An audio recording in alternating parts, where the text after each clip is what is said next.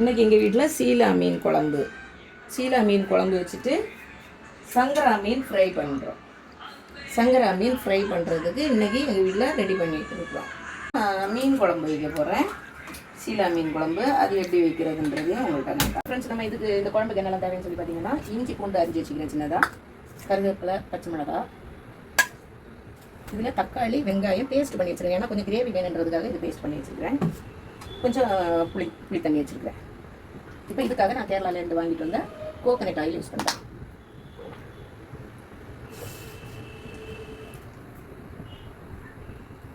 வெந்தயம் தாளிப்பு இருக்குது.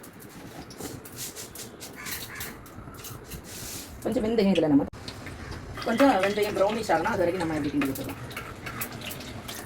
அதாவது அந்த கோகனட் ஆயிலும் அந்த வெந்தயம் ஃப்ரை ஆகும்போதே நமக்கு ஒரு அந்த மீன் குழம்போட ஒரு எஃபெக்ட் நமக்கு வரும். இப்போ இந்த வெந்தயம் ஏதோ ப்ரௌனிஷ் ஆயிடுச்சு. இப்போ நான் பூண்டு, இஞ்சி சின்னதாக குட்டி குட்டியாக நறுக்கி வச்சுக்கிறேன். அதை சேர்த்துக்கிறேன்.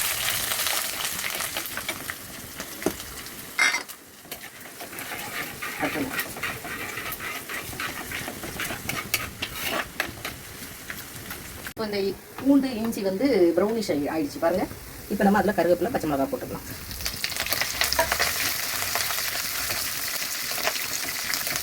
அது கூட நம்ம இப்போ இந்த அரைச்சி வச்ச வெங்காயம், தக்காளி இதில் ஆட் பண்ணுறோம்.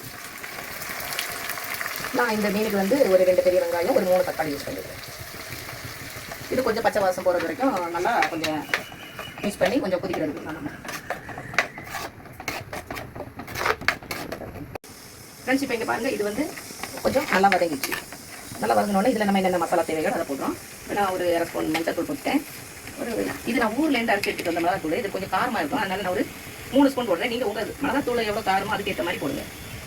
3 ஸ்பூன் மிளகாத்தூள் போட்டுட்டேன். 3 ஸ்பூன் மல்லித்தூள் போடுறேன்.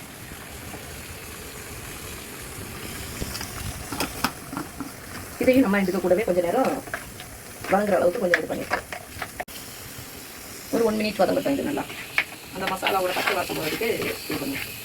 இப்போ பாருங்கள் ஃப்ரெண்ட்ஸ், இது நல்லா வதங்கிடுச்சு. மசாலா, வெங்காயம், தக்காளி இதெல்லாம் நல்லாவே வதங்கிடுச்சு.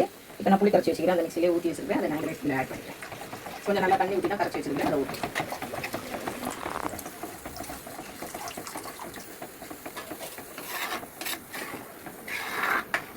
ஃப்ரெண்ட்ஸ், இப்போ நான் இந்த அளவுக்கு தண்ணி எல்லாம் மிக்ஸ் பண்ணி உப்பும் போட்டு கொதிக்க விடுறேன். நல்லா கொதிச்சு வரும்போது நம்ம மீன் போட வேண்டியதான். சால்ட் போட்டுட்டேன். கல் உப்பு யூஸ் பண்ணுங்கள் ஃப்ரெண்ட்ஸ். அதான் இப்போ ஃப்ரெண்ட்ஸ், இந்த குழம்பு வந்து நல்லா கொதிக்குது. இப்போ நம்ம அதில் மீனை போட்டு கொடுப்போம்.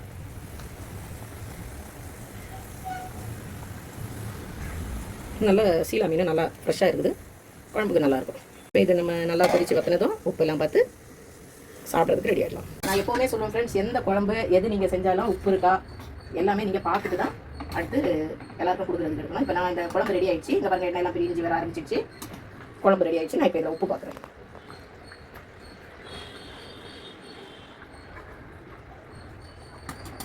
லைட்டாக உப்பு கம்மியாக இருக்குது. கொஞ்சம் காரம் ஜாஸ்தி ஆகிடுச்சு. நான் சொன்னேன் நமக்கு ஃப்ரெண்ட்ஸ், இது ஊர்லேருந்து கொண்டு வந்த மிளகாத்தூள் ரொம்ப காரமாக இருக்குன்ட்டு. அதே மாதிரி கொஞ்சம் காரம் அதிகமாகிடுச்சு.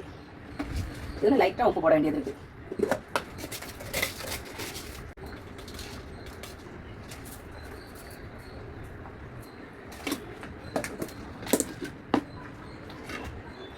இப்போ உப்பு போட்டு அது ஒரு சுற்றி விட்டாச்சு. இது இப்போ இந்த குழம்பு ரெடி ஆயிடுச்சு. ஃபார் வாட்சிங் ஃப்ரெண்ட்ஸ், சப்ஸ்கிரைப் பண்ணுங்க, லைக் பண்ணுங்க, ஷேர் பண்ணுங்க. தேங்க்யூ.